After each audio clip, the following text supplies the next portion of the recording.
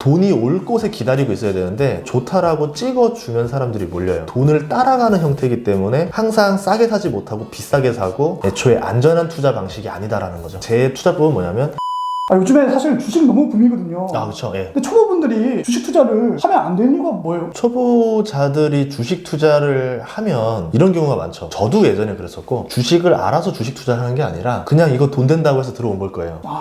돈만 보고 들어온 거죠. 그러니까 미용실 가가지고 머리 하고 있는데 미용실 원장님이 이거 사면 이거 돈 벌다 하니까 그렇죠. 이게 되게 어려운 게 주식은 아마추어라고 봐주는 게 하나도 없어요. 정말 살벌한 몇 조 단위의 돈들과 돈이 붙는 곳에서 예민이 200만 원, 300만 원 갖고 와서 나도 할게요라 들어온 건데 거기에서 그들보다 더 많은 정보력이 있느냐, 분석력이 있느냐, 아니면은 내가 주식에 대한 이해도가 있느냐, 자금력이 있느냐, 다 불리한 게임이에요. 그러면 불리한 게임에 들어갔을 땐 당연히 불리한 결과가 나올 확률이 훨씬 더 높다라는 거죠. 이론상. 그러니까 그 게임을 할 때 보통 이제 어떤 게임들은 이지 레벨이랑 미디움 레벨, 하이 레벨 나눠가지고 초보자들은 초보자들끼리 게임할 수 있게 해줘서 레벨 올라가면 다음 단계 넘어가는데 이거는 뭐 한 30년 한 고수랑 그렇죠. 뭐 한 달 시작한 초보랑 뭐 같은 라운드에서 부기자고 막 하는 거네요. 부동산으로 치면 보통 이제 개인들 간의 싸움이 대부분이잖아요. 뭐 요새야 뭐 팀을 꾸려서 움직인다고 하겠지만 그런데 막 예를 생각해 보세요. 대기업과 대기업, 막 우리나라의 내놓으라 할 은행들이 아파트 시장에 들어와서 사고팔고를 한다 생각해 보세요.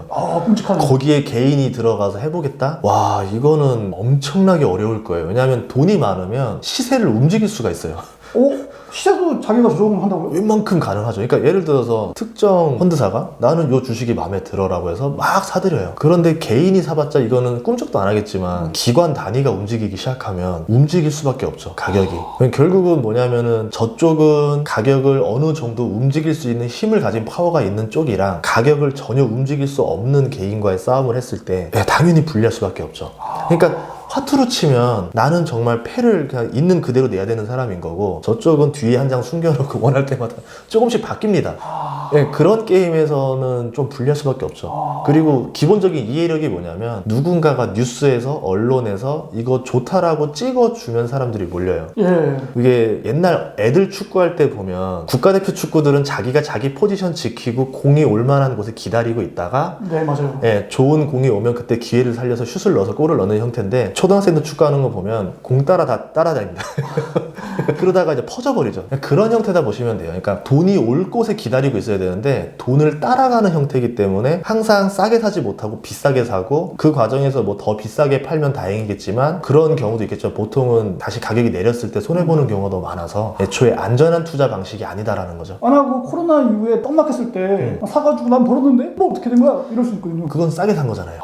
그러니까 이런 거죠. 모든 재테크의 기본은 싸게 사서 비싸게 판다가 이제 기본 공식이에요. 근데 이번 같은 경우는 좀 달랐어요. 예전에 IMF 이후, 뭐 글로벌 금융위기 이후, 2015년 차이나 쇼크 이후 그때마다 증시가 하락하게 되면 제일 먼저 개인들이 도망갔었고 이제 뭐 기관들이나 외국인들이 한창 떨어지고 난 다음에 서서히 남았습니다. 근데 이번 같은 경우는 어떤 영향인지 모르겠어요. 뭐 유튜브 영향 때문이다라는 말도 하는데 분명히 개인들이 도망가고 기관들이 해야 되는데 기관 외인들이 도망가고 있는데 개인들이 먼저 받아버리는 거예요. 그래서 다들 이랬죠. 이게 왜 이러지? 했는데 기관 외인들은 더 떨어지면 사야지라고 기다리고 있었는데 개인들이 갑자기 막 동학개미 운동이 막 벌어지더니 하더니 갑자기 올려버린 거예요. 그러면서 이제 기관 외인도 이게 뭐야 라고 하면서 이제서야 포지션을 바꿔버린 거죠. 그러면서 갑자기 우리를 막 쇼커버링이 벌어진 거죠. 이제 좀 그러면서 이제 막 올라가게 된 케이스가 됐다. 가장 특이한 케이스 중에 역사적으로 기록될 케이스가 되지 않겠느냐. 한국 주식 역사에 2020년이 굉장히 역사적인 순간으로 기록될 거다. 전 세계가 동시에 그랬어요. 굉장히 이해가 안 갔었는데 코로나라는 영향이 있었던 것 같아요.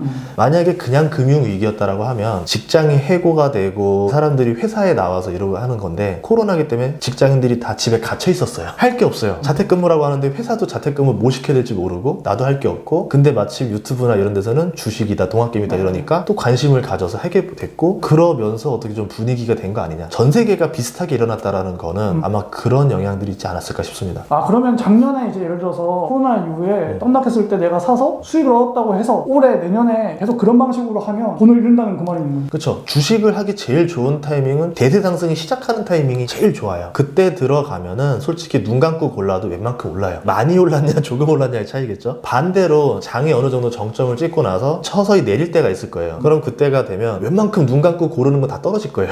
이제 그때는 내가 돈 벌기가 쉽지가 않죠. 그럼 주식시장에서 고수들이 10년 이상 살아남은 사람이 별로 없어요. 그 이유가 장이 좋을 때는 주식을 뭐 이렇게 해서 유명해졌지만 장이 하락할 때도 본인은 주식 강사고 주식 재테크를 하니까 주식으로 보여줘야 돼요. 그러면서 본인도 주식을 뛰어들어요. 당연히 확률상 굉장히 어려운 게임에 들어가 있죠. 본인도 여기서 녹는 거죠. 그러면서 이제 소리 소문 없이 그때 많이 사라지죠. 시장 전체가 다 죽고 있는데 사실은 이걸 빼야 되는데 자기가 그냥 주식 강의하고 있다 보니까 빼서 이렇게 하면 수강생들이 왜 주식 계좌 안 까요? 뭐 이러니까. 그렇죠. 지금 같은 경우도 경매를 해야 될 때가 있고 안 할 때가 있는데 경매학원 강사는 계속 경매를 말해줘야 되거든요. 이제 그런 딜레마에 빠져 있는 거고 또 재테크 하시는 분들 중에서 이제 외골수들이 있어요. 나는 주식으로 돈만 벌 거야. 나는 부동산으로 할 거야. 경매로만 할 거야. 그러면 하면 안 되는 시기에도 계속 그거로 돌파하려고 합니다. 그냥 태풍이 오면은 배를 돌려서 가던가 뒤로 가야 되는데 나는 이 길로만 다녔으니까 이 길로 갈 거야 라고 해버리는 거죠. 그래서 제 투자법은 뭐냐면 대세 상승기에 주식이 좋을 때는 주식을 해서 돈 버는 게 맞고 그 다음에 또 주식장이 이제 어려워지면 주식이 말고 돈이 될 만한 또 대세 상승장이 뭔가 나올 때가 있을 거예요. 네. 그럼 그때 초입에 들어가는 게 낫다라는 거죠.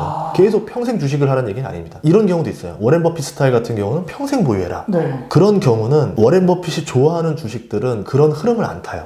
코스트코라든가 경기 호황과 불황에 전혀 상관없는 주식들이 많아요. 10년에 4배 정도 오르는 주식들이 버핏이 좋아하는 스타일의 주식들인데 장이 좋든 나쁘든 신경 쓸 필요가 없죠. 그냥 보유하면 되는 거고. 근데 이제 우리가 말하는 보통 일반적인 경기 민감주, 경기 호황일 때 좋고 불황일 때 나쁜 주식들은 대세 하락장에서 하면 당연히 잃을 확률이 크다. 초입에 들어가야지 이제 주식으로 먹는 건 알겠는데 예. 너무 또 주식에만 함몰돼가지고 나 주식 아니면 안 돼가 아니라 투자의 어떤 시야를 넓게 이렇게 가진 다음에 주식은 이제 내려가겠다 싶으면 일단 빼야 되는 거고 예. 뺀 걸 가지고 다른 데 더 올라갈 것 같은데 넣어야 되는데 또 이제 이렇게 말할 수 있어요. 당신은 경제 연구 많이 하고 계시니까 초입을 발견해서 가는 거지 우리 같은 초보자들은 초입인지 어떻게 하냐 이럴 수 있거든요. 초입의 기본적인 건 뭐냐면은 어떤 재테크인지 통용할 수 있는 기본 원리를 알려드릴게요. 대중이 두려움을 가지면 가격이 급락을 해요. 근데 이걸 몰라요. 지하 1층이냐 2층이냐 3층이냐 몰라요. 그래서 기다려보는 거예요. 왜냐면 저도 모르기 때문에. 작년 코로나는 지하 1층에서 갑자기 확 올라가 버린 거고 뭐 예전에 글로벌 금융위기 때는 지하 3층까지도 가봤던 거고요. 그래서 충분히 기다리면 언제가 바닥인지는 뭐냐면 악재가 더 나와요. 더 나쁜 소식이 나오는데 이제 꿈틀도 안 돼요. 하락을 안 해요. 이런 거죠. 이제 고마해라. 많이 묵었다 아이가. 그겁니다. 그러면은 이제 악재가 나와도 더 이상 떨어질 데가 없는 정도까지 왔구나. 대략적으로 감을 잡는 거예요. 근데 이것도 몰라요. 언제 오를지 다시 몰라요. 그러니까 내가 이런 거를 예측하려고 하면 어려운 건데 분할로 나눠 들어가요. 1차 부대 들어가 봤다가 여기서 올라가면 좋은 거고 좀 시간이 지났는데 아직도 기다리는 타이밍이다. 그러면 하나 더 나눠서 들어가는 거죠. 그래서 최상의 수익률을 원하는 게 아니라 가장 적절한 수익률, 그냥 안전하면서 적절한 수익률을 기대하는 투자를 하게 되면 대략적으로 바닥을 볼 수 있고 그 바닥에 투자해서 수익을 낼 수가 있죠. 결국에는 이제 이게 언제 올라가는지를 파악하는 게 아니라 정말 안 좋은 소문들이 들리면 대중들은 도망가서 하락을 하는데 더 이상 안 좋은 뉴스가 나와도 하락하지 않을 때 그때는 이게 이제 괜찮다. 이게 결국에는 미래 가치가 있다라고 판단을 해야지 들어갈 거 아니에요. 그렇죠. 대표적인 게 뭐였었냐면은 철강회사 얘기를 한번 알려드릴게요. 철강회사가 2007년에 사상 최고가를 찍고 12년간 그냥 암흑기를 보냈어요. 예를 들어서 아르셀로미탈 전 세계 1위 다국적 철강회사랑 US 스틸 미국 최대 철강회사는 주가가 20분의 1 토막이 났습니다. 그럼 내가 2007년에 사서 버텼으면 95%의 손실이 났을 거예요. 그런 상황인데 전 세계 철강들이 다 안 좋았어요. 근데 제가 작년 8월에 이거 철강주가 좋아질 시그널이 됐구나라고 판단했던 건 뭐냐면 기업들이 어려워지면 구조조정을 해요. 기업의 숫자가 확 줍니다. 서로 합병을 하고 인수를 하면서 살기 위해서 서로 합치고 몸집을 줄여나가요. 전 세계가 동시에 벌어졌었고 어느 정도 완료가 돼가는 시점이었는데 갑자기 원자재 철강 가격이 오르기 시작합니다. 왜 올랐을까? 봤더니 이제 중국 쪽에서 대규모 인프라들을 돌린다라는 이야기들이 있더라고요. 그러면서 물동량이 중국으로 들어가고 있다. 그리고 나머지들도 마찬가지로. 그럼 이제 생각하는 거죠. 철이 모이고 있다. 수요 가격이 올랐다. 그러면 이제 철강 가격을 언젠가는 올려야 되는 타이밍이 되는 거고 네. 코로나가 장기화됐기 때문에 각 나라 경제들은 경제를 살리기 위해서 무언가 대규모 공사를 터뜨려야 되는데 철은 기본이 되는 재료거든요. 네. 그러면 철근이 부족하고 전 세계의 철강 회사를 골고루 투자하는 방식을 써도 되겠다라고 하면서 이제 철강업이 좋아질 시기가 됐다라고 봤던 건데 안전장치 하나를 더 걸었었어요. 그 당시 때 포스코가 배당 수익률이 5.5%, 5% 됐을 거예요. 그러면 언젠간 좋아질 게 됐는데 사서 그러면 내가 배당 5% 받으면서 기다리자. 근데 그때 제가 여름이나 가을에 그 얘기했을 때 사람들이 뭔 소리야? 이러면서 그래서 더 확신이 왔죠. 아 지금이다. 모두가 외면하고 있을 때 들어가야 된다. 예, 좋아질 것 같고 이제 바닥은 다 왔고 버틸 수 있는 배당 수익률도 있는데 사람들이 전혀 미동도 안 하더라. 그러면 지금이 제일 쌀 수 있겠다라고 봤던 거죠. 그때 보면은 재무 구조가 제일 우량한 게 아시아 철강사, 포스코라던가 뭐 중국의 보산철강, 일본의 일본 제철 이런 데들은 한 30%, 40% 정도 올랐고 중국 건 한 80% 올랐던 것 같아요. 근데 재무 구조가 굉장히 불량했던 데가 있었어요. 미국의 US 스틸 이런 데들은 3배가 올라버립니다. 그러니까 이제 그게 호황기가 오면은 재무 구조가 굉장히 나빴던 애들일수록 더 많이 올라버리죠. 이런 흐름이 있어요. 돈이 흘러가는 방법, 패턴이 있으면 그걸 보고 나면 이제 그런 것들이 보이죠. 다음번에 지금 사람들이 관심 없는 게 뭐가 있을까? 그리고 이거 사면은 이상한 소리 듣고 있을 때 그때 나만 확신을 가지고 안전장치 하나 걸고 들어가면 손해보는 투자는 아니다. 그러니까 주식에서의 안전장치라는 게 결국에는 배당금이 안전장치가 될 수 있다. 예. 안 좋은 소문 말고 좋은 소문이 들리기 시작하면 결국에는 너무 올라가는 시점이니까 예. 남들이 외면하고 있을 때 나는 근데 다 분석해보니까 미래가치에 대한 확신이 있어요. 예. 거기다가 배당금도 주고 있어. 이러면 안 들어갈 이유는 없는 거네. 예. 그래서 뭐 대표적으로 지금 뭐 사람들이 관심이 완전히 없는 것 중에 하나가 KTNG라는 회사도 있어요. 홍삼, 담배 이쪽인데 매출과 이익이 계속 늘어나고 있는데도 불구하고 코로나 때문에라는 이유로 가격이 굉장히 많이 하락했습니다. 근데 배당 수익률이 6%까지 갔어요. 그러면 이제 생각하는 거죠. 매출과 이익이 늘어나고 주가는 계속 떨어지고 배당이 6%면은 여기서 손해볼 수 있는 구간은 대체 어디에 있을까? 그럼 반대로 코로나 끝났다라 계산을 해봐요. 그럼 면세점에서 홍삼 매출량이 다시 늘어날 거예요. 그러면 이상하다. 그 매출과 이익이 더 늘어날 건데 근데 주가가 왜 떨어졌지? 이제 뭐 그런 두려움들, 담배세 인상에 대한 두려움들 이런 것들인데 담배세 인상한다고 담배를 안 필까요? 사람들이? 담배 끊는 예. 분들은 솔직히 말해서 제가 인생 살아오면서 다 거짓말쟁이였어요. 결심만 하죠. 그래 결심했어. 근데 막 3년 지나면 또 피고 있더라고요. 그런 거예요. 그래서 담배값이 인상되면은 처음에는 잠깐 수요가 줄을 수 있지만 어쨌든 결국은 다시 되돌아온다라 본 거고 여기에서 혹시 내 판단이 틀렸나라고 궁금하잖아요. 그러면 다른 나라 담배 회사 주식을 보면 돼요. 갑자기 올랐어요. 그러면 이런 거죠. 괜찮을 수도 있겠다. 네, 뭐 이렇게 보는 거죠. 들어가도 되지 않을까? 이러면서 조금 들어가 보자. 그리고 또 상황이 또 지나서 그렇다면은 그때 한번 조금 더 그런 식으로 진행해 보는 거죠. 그럼 다른 나라의 같은 카테고리의 종목인데 예. 얘네들은 우리보다 여러 가지 어떤 변수로 인해서 먼저 선반영은 됐어요. 예. 좋아지는 징조가. 근데 우리나라는 아직까지 내려갔어. 그러면 이제 그 정보를 하나 더 해버리면 조금 더 이제 나의 확신에 더 플러스가 된다는 그 말인 거죠. 그렇죠. 기관 투자자들은 보통 이제 국내 거만 가지고 많이 하는데 외국인 투자자들은 전 세계 업종 섹터들을 다 동시에 들어가고 동시에 나옵니다. 철강이 좋다라 그러면 자기네 나라 철강에서만 사는 게 아니라 신흥국의 철강회사도 막 들어와요. 들어왔다 빠졌다가 거의 동시에 일어나요. 그러면 이제 보는 거죠. 외국인이 그럼 들어오려면은 저쪽에 예를 들어 뭐 미국의 담배 회사를 몇 개 샀다. 필립 모리스라던가 몇 개 샀다. 그러면 우리나라도 결국 수급이 들어오지 않을까라고 계산을 해보는 거죠. 근데 배당이 6%다? 손해볼 수 있는가 없는가? 만약에 이게 망할 업종인가? 홍삼과 담배가 망할 수 있는 업종은 진짜 아니라 생각하거든요. 뭐 제가 틀릴 수도 있겠지만 중독이니까 이거.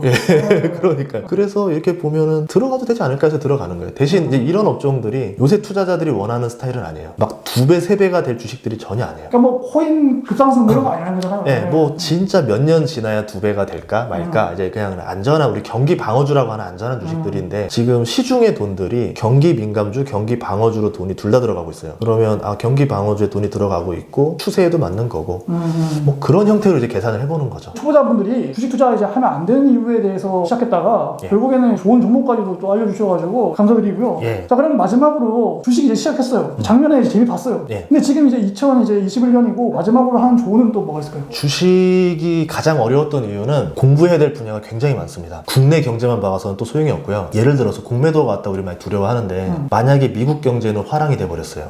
그러면 공매도가 생겼다고 코스피가 떨어질 거냐? 아니라는 거죠. 그러니까 이제 나무를 보지 말고 숲을 봐야 돼요. 그럼 그 숲을 보려면 유가도 이해하셔야 되고 금리도 봐야 되고 미국 경제도 보셔야 되고 지금 세상 돌아가는 거에도 관심을 가지셔야 돼요. 결국은 주식 투자라는 거는 끊임없이 공부를 해야 되는 영역이다. 그러면 공부를 한다고 돈을 잘 법니까? 그건 또 아니에요. 맞아요. 네. 그건 절대 아니에요. 다만 이런 거죠. 내가 공부를 하게 되면 어느 정도 안전벨트 하나는 장착하는 거죠. 이거 내가 보니까 정말 투자하면 안 되는 시기인데 무리하게 투자할 필요는 없겠다 라고 스스로 리스크 관리를 해줄 수 있는 거기 때문에 여러분의 안전벨트를 만들려면 주식 공부는 하셔야 된다. 근데 그 주식 공부가 뭐 사면 돼요 이런 것들이 아니라 좀 더 큰 흐름도 같이 보시면 좋겠다. 이렇게 정리할 수 있을 것 같습니다. 네, 오늘 또 이렇게 좋은 얘기 주셔가지고 진심으로 감사드립니다. 이거 아닙니다. 예. 주식에 대해서 너무 큰 두려움을 가지지 마시고 그렇다고 너무 큰 자신감을 가지지 마시고 현명하고 지혜로운 투자를 하시길 바라겠습니다. 네, 오늘 또 좋은 얘기 들려주셔가지고 부장님께 감사드리고요. 이렇게 시청해주셔가지고 진심으로 고맙습니다. 다음에 더 좋은 소식으로 찾아뵙겠습니다. 감사합니다. 감사합니다.